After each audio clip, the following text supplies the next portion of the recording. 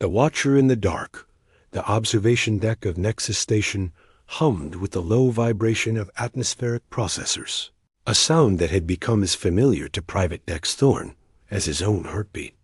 3 months of perimeter duty on this neutral station, watching the stars wheel overhead while diplomats argued behind sealed doors. The Terran Coalition and the Zorvani Empire had been dancing around war for 2 years now, and everyone knew this summit was likely their last chance at peace.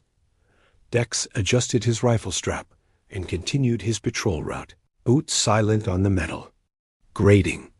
At 22, he was young for this kind of assignment, but then again, they needed someone expendable stationed out here in the void between civilizations. Someone whose death wouldn't matter much if negotiations went south and plasma cannons started firing. The thought didn't bother him as much as it probably should have. Growing up in the outer colonies meant learning early that some people were born to matter and others were born to serve. He'd made peace with which category he fell into. The station's main diplomatic quarters glowed with warm light behind reinforced transparasteel, casting long shadows across the observation deck. Through the windows, he could see figures moving humans. In their formal blue uniforms, Zovani in their intricate ceremonial armor that caught the light like oil on water. All of them important. All of them with names that history would remember. A soft sound made him pause mid-step. Not mechanical organic. Someone trying very hard to be quiet. Dex turned slowly, hand moving to his sidearm more from instinct than alarm. The station's security systems were extensive. Nothing could move through the corridors without authorization. But there, emerging from the shadow of a maintenance alcove, was a figure he definitely hadn't expected. She was Zovani. That much was obvious from her height and the subtle iridescence of her skin under the starlight. But she wore no ceremonial armor, no formal robes, just a simple dark cloak that seemed to drink in the ambient light.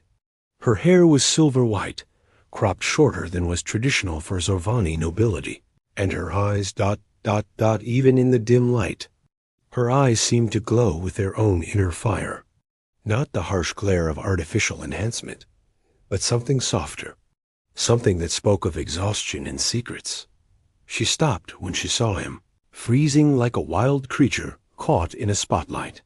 For a moment, neither of them moved. Dex's training told him to challenge her, to demand identification, to follow protocol. But something in her posture, the way she held herself like she was carrying the weight of worlds, made him hesitate. "You're not supposed to be here," he said quietly, his voice barely above a whisper. Instead of running or offering explanations, she simply looked at him. Really looked, as if she were seeing him for the first time. Not his uniform, not his rank insignia, but him. When was the last time someone had done that? "Neither are you," she replied, her voice carrying the musical quality common to her species, but tinged with something he couldn't identify. Sadness, maybe.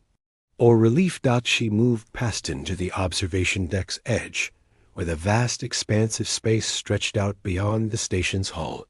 Stars glittered like scattered diamonds, and in the distance, the pale blue marble of Kepler 442b turned slowly in its orbit.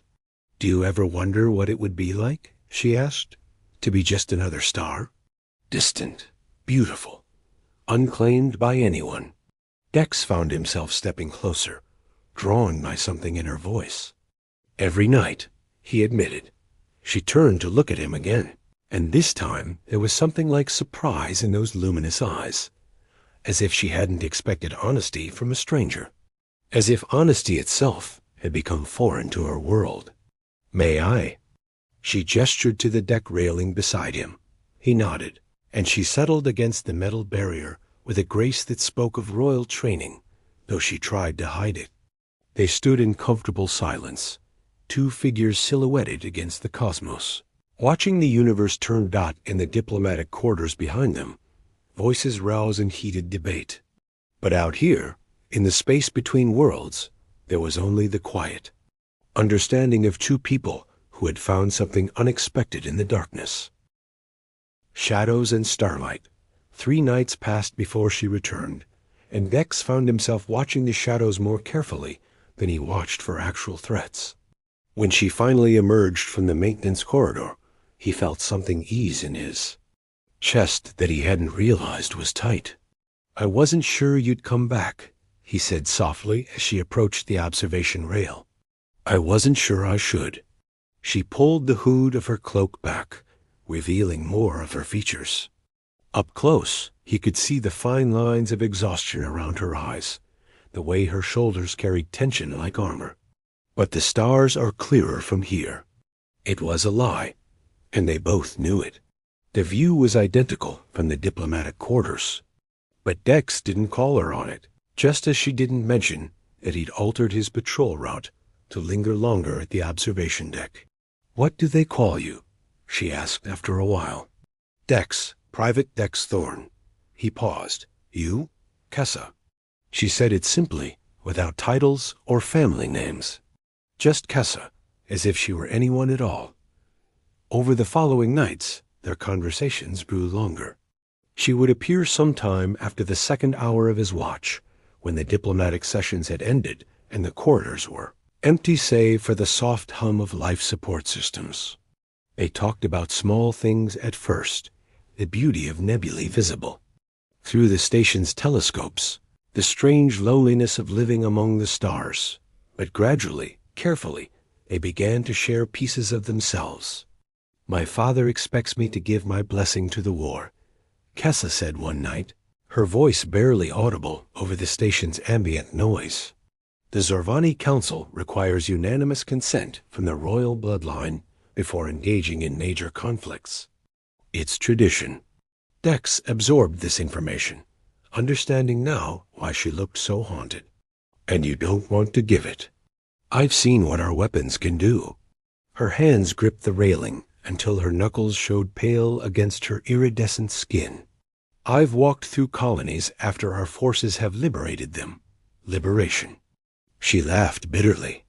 "We reduce entire cities to glass and plant our flags in the ruins and call it victory. But if you refuse ... If I refuse, I'm stripped of my position and banished. My younger brother Vex becomes heir, and he's already promised father his consent." She turned to look at him. "Either way, war comes. The only difference is whether I'm complicit in it." Dex had never faced choices of that magnitude. His biggest decision was usually which ration pack to eat for dinner. But he recognized the weight she carried, the impossible position of being responsible for consequences beyond imagination. "My father was a diplomat once," he found himself saying. "Ambassador Marcus Thorne. He used to tell me that peace wasn't about making the right choice. It was about making choices you could live with afterward." Kessa studied his face in the starlight. "Was? Still is, I suppose. We don't exactly exchange holiday greetings." Dex's jaw tightened. Turns out having a son who enlisted as a common soldier instead of pursuing the diplomatic corps is embarrassing for someone of his standing. "He disowned you?" "Not officially, just made it clear I wasn't the son he'd planned for." Dex shrugged, though the casual gesture didn't hide the old pain. "Funny thing is, I joined up thinking it might make him proud. Serving something bigger than myself, protecting what matters. And now? Now I'm a night watchman on a neutral station, invisible to everyone who matters." He looked at her. "Except apparently to runaway princesses." The word hung between them, princess. He'd known, of course. Her bearing, her knowledge of political intricacies, the way she spoke about royal bloodlines. But saying it aloud changed something. "Don't," she said quietly. "Please. Out here, I'm just Kessa. Not the heir, not the symbol, not the key to anyone's political future. Just ... me." "Just Kessa," he agreed. She smiled then, the first genuine smile he'd seen from her. It transformed her face, making her look younger, more vulnerable, more human despite the obvious differences in their species. "Tell me about your world," she said. Not the official version, the real one. So he did. He told her about colony life, about watching ships arrive from Earth, carrying supplies and news from the core worlds, about learning to fix atmospheric processors when he was barely tall enough to reach the control panels, about the way sunrise looked through a dome shield dot in return.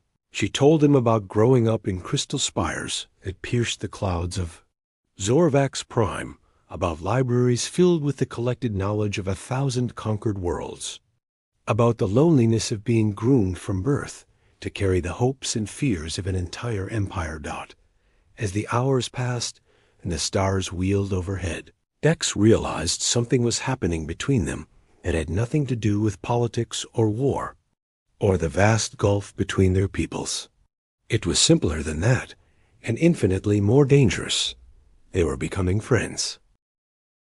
The price of peace, the morning of the 7th day, brought unwelcome news that rippled through Nexus Station like a shockwave.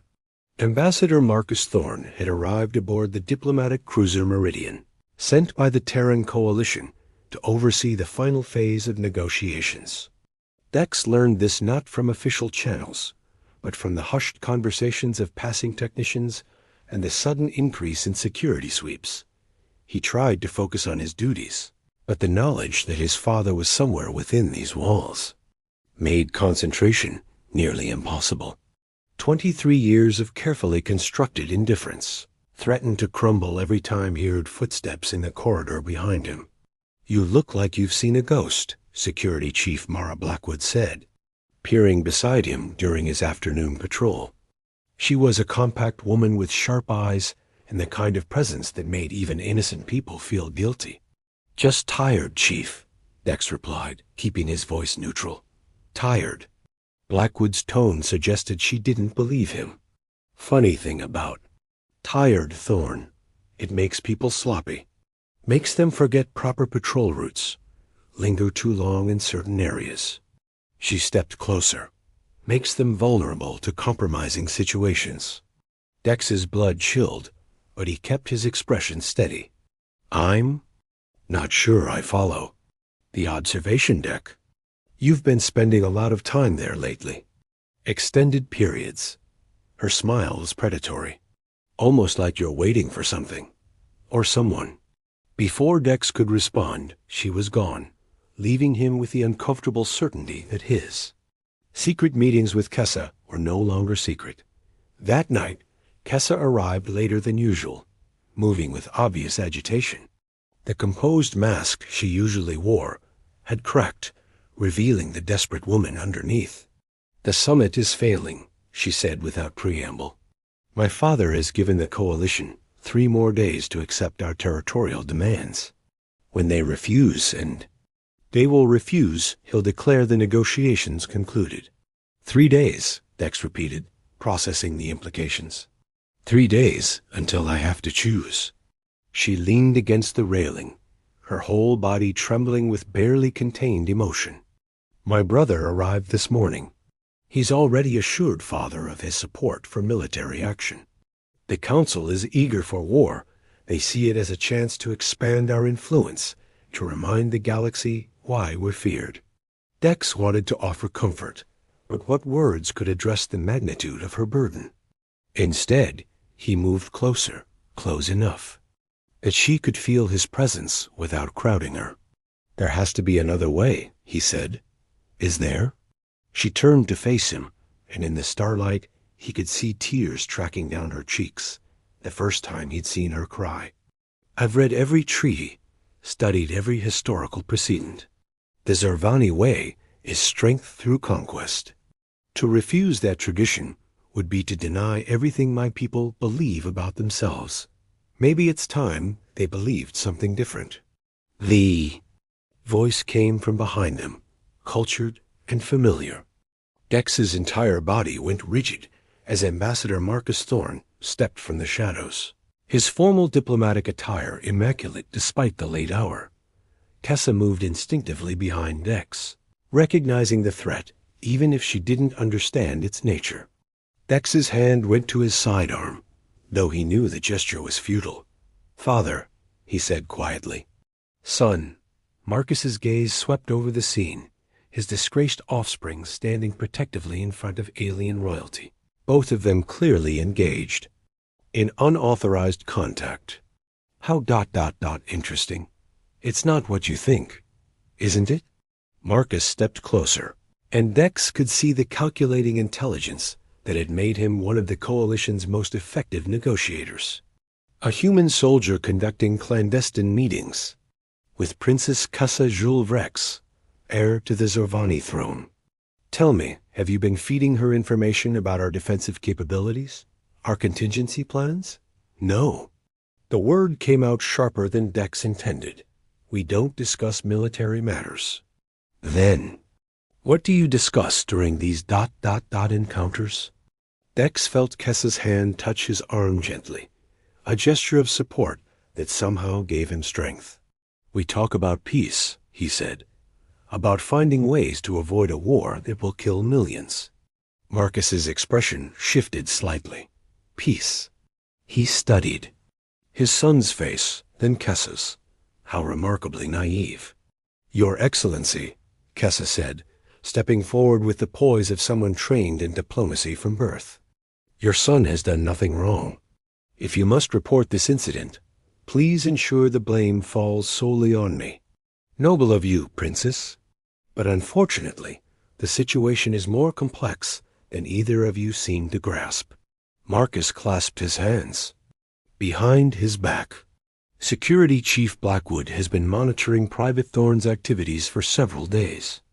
She's preparing a report that will paint these meetings as either treason or gross dereliction of duty. Dex felt the bottom drop out of his world. Court-martial. Imprisonment. Disgrace that would follow him forever. However, Marcus continued, I might be persuaded to intercede on your behalf. Both of you. What do you want? Kessa asked, though. Her tone suggested she already knew. Information. The real reason your father is pushing for war. The Coalition's intelligence suggests there are factors beyond territorial expansion at play. Marcus looked directly at Kessa. Internal pressures. Economic necessities. Resources your empire needs that can only be obtained through conquest. Kessa was quiet for a long moment, weighing her options. Finally, she spoke.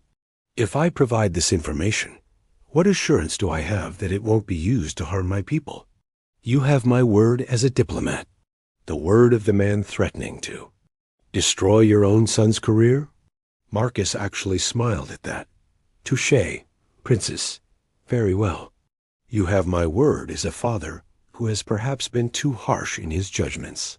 He looked at Dex as he said it, and for a moment, the years of distance between them seemed to contract. Not disappear entirely, but narrow enough that forgiveness might eventually be possible. The mining rights, Kessa said suddenly. It's about the mining rights to the Kepler system. Our economists project resource depletion within 50 years. If we can't expand our extraction operations. The war isn't about conquest, it's about survival. Marcus nodded slowly. Now we're getting somewhere. Between duty and heart, the revelation about the mining rights changed everything and nothing. Marcus departed with promises to keep their secret, but Dex knew better than to trust diplomatic assurances completely. The next morning brought heightened security sweeps and meaningful looks from Chief Blackwood that confirmed his suspicions. He was being watched more closely than ever. Kessa didn't appear that night, or the next. By the third evening, Dex found himself pacing the observation deck like a caged animal, torn between worry for her safety and fear that their meetings had finally been discovered by Zorvani security. When Blackwood appeared during his midnight patrol, he knew his time had run out. Walk with me, Thorn, she said, her tone deceptively casual. They moved through the station's outer corridors in silence, past sealed maintenance hatches and humming power conduits. Finally, Blackwood stopped at an auxiliary airlock. Its thick transparasteel window offering a view of the meridian docked nearby. "Funny thing about your father," she said without preamble. 3 days ago, he filed a request to have you transferred to his diplomatic security detail. Better pay, better posting, chance to actually matter in this universe." She turned to face him. "Then yesterday, he withdrew the request. Care to explain why?" Dex kept his expression neutral. "You'd have to ask him." "I did. He said you weren't ready for the responsibility." Blackwood's smile was sharp. "But we both know that's not true, don't we? The real reason is that he can't trust you anymore. Can't be sure where your loyalties lie." "My loyalty is to the Coalition, is it?" She stepped closer. "Because from where I'm standing, it looks like your loyalty is to a certain Zorvani princess, who's been using you to gather intelligence on our operations." "That's not what's happening." "Then what is happening, Private?" "Because right now, I have 2 choices. I can file a report recommending you for court-martial on charges of unauthorized fraternization with an enemy operative, or ... double quote. She paused dramatically. "You can tell me exactly what Princess Kessa has been asking you about, and I can arrange for this whole situation to disappear." Dex felt the walls closing in. Either choice betrayed someone Kessa or his oath as a soldier. But before he could respond, an alarm began blaring throughout the station. Emergency lights bathed the corridors in pulsing red as the intercom crackled to life. "All personnel to emergency stations. This is not a drill. Repeat, all personnel to emergency stations." Through the airlock window, Dex could see the running lights of Zorvani warships dropping out of hyperspace, their sleek forms bristling with weapon emplacements. The diplomatic summit hadn't just failed, it had been abandoned. "Looks like your prince's friend's information was more valuable than I thought," Blackwood said grimly, reaching for her comm unit. But Dex was already moving, his mind racing with implications. If Kessa's father had called in the fleet, it meant he'd given up on negotiations entirely, which meant Kessa would be expected to give her formal consent to war within hours. "Where are you going?" Blackwood called as he broke into a run. "To stop a war," he shouted back, ignoring her orders to halt. The diplomatic quarters were in chaos when he arrived. Human and Zorvani staff rushed through corridors, some packing essential documents, others manning communication stations. Security had been tripled, but in the confusion, a lone soldier could move relatively unnoticed if he knew the right routes. He found Kessa in her assigned quarters, still dressed in the formal robes she'd worn to the final negotiation session. Her face was a mask of composed resignation, but her hands shook as she sealed a datapad containing what he assumed was her formal consent to war. "You shouldn't be here," she said without looking up. "In a few hours, we'll be enemies." "No," Dex said firmly. "We won't. My father's fleet has arrived. The council is convening via quantum link to receive my decision." She finally met his eyes. "There's no other choice, Dex. If I refuse, they'll simply proceed with my brother's consent, and I'll have sacrificed everything for nothing.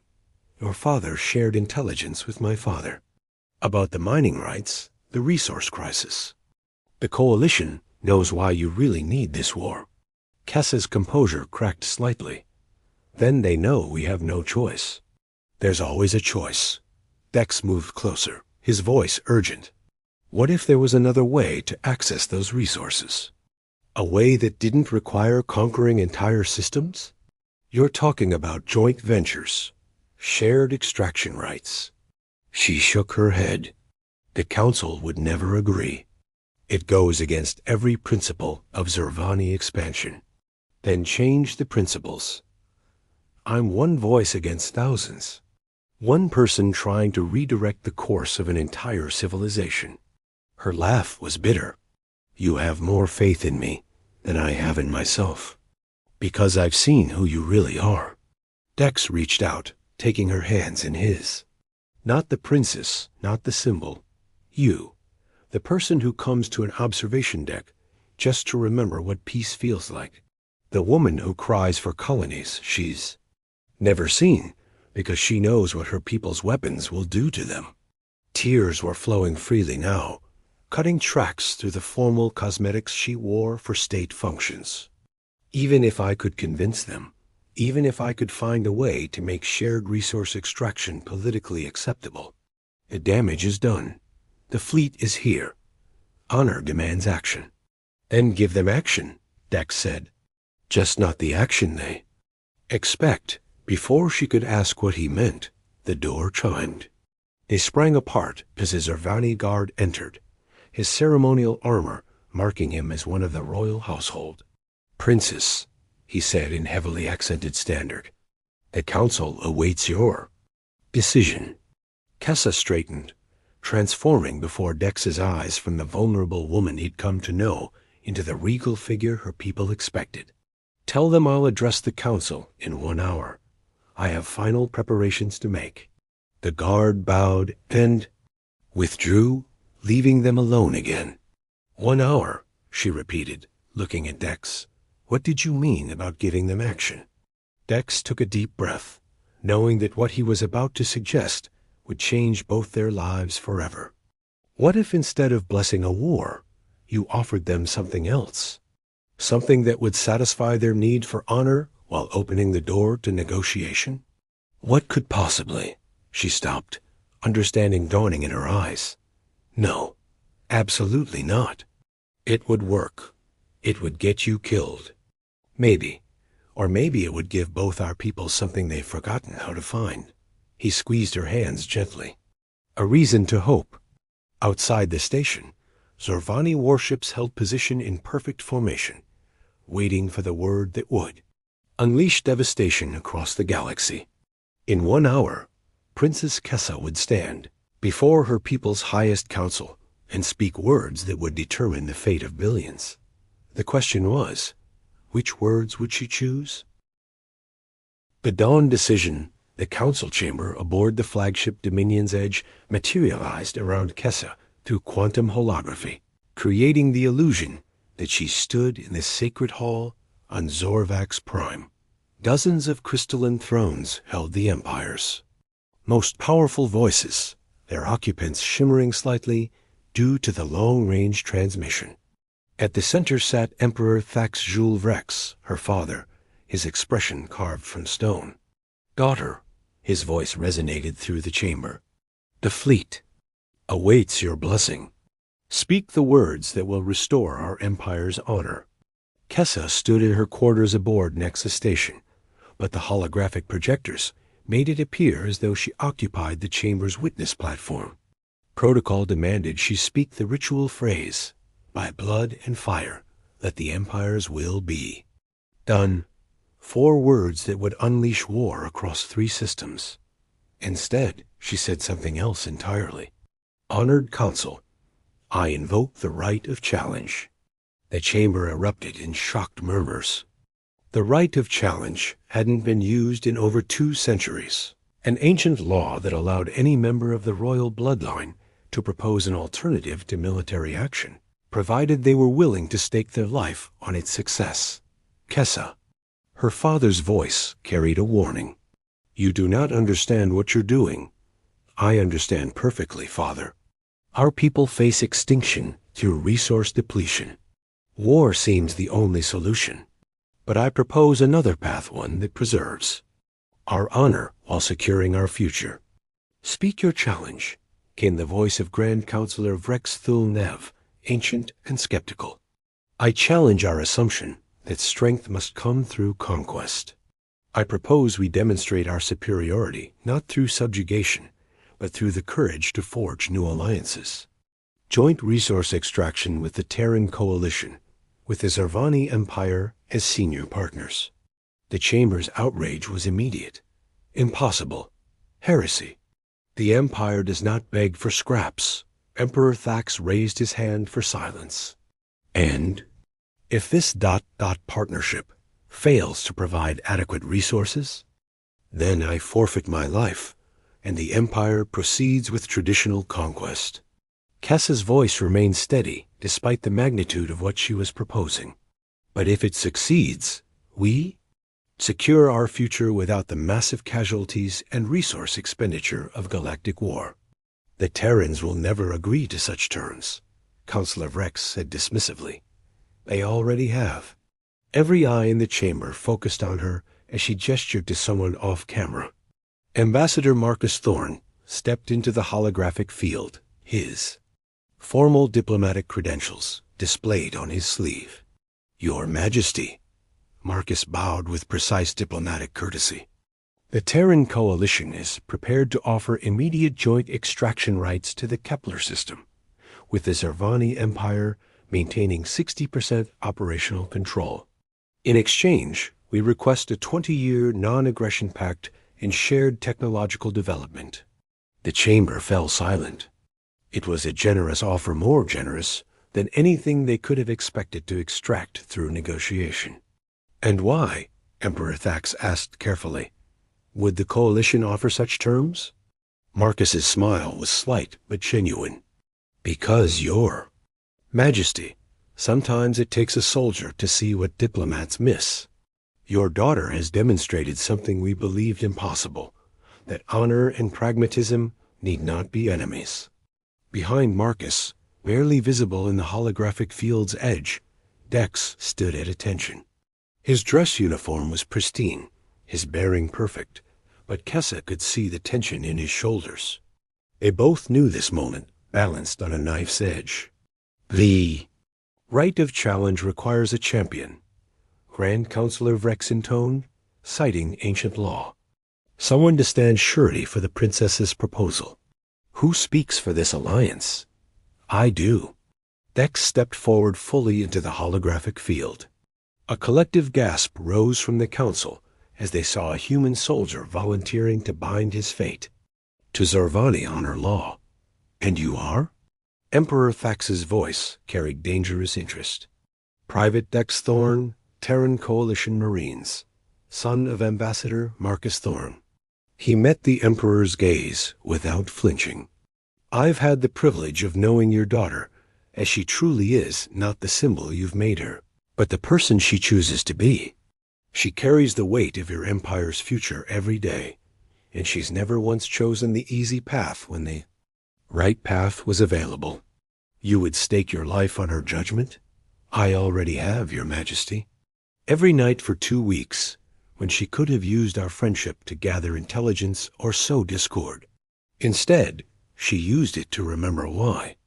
Peace matters. Dex's voice strengthened. She's the best of both our peoples. If you can't trust her vision for the future, then neither of our civilizations deserves to survive.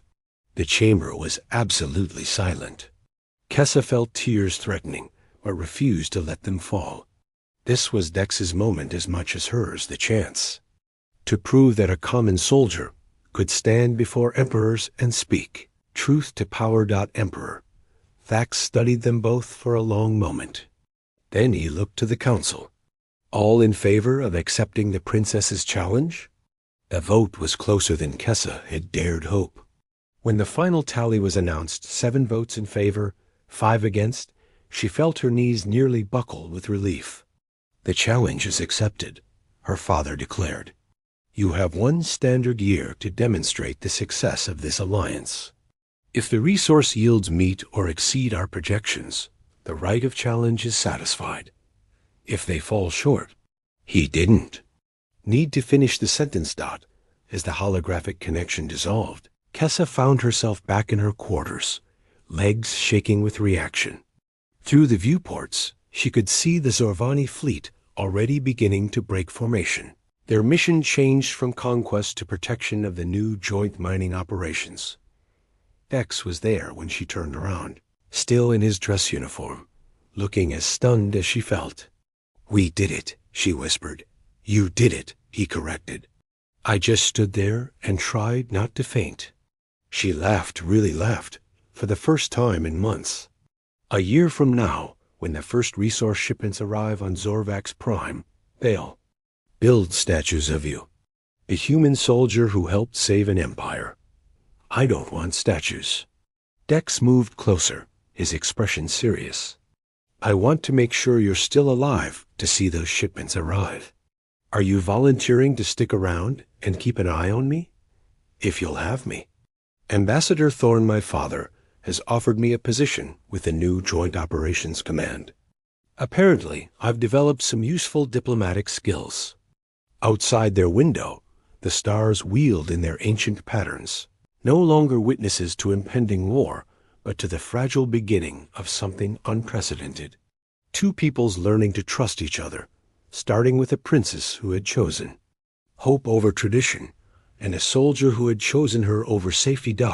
It wouldn't be easy. There would be setbacks, political challenges, moments when the old ways seemed simpler.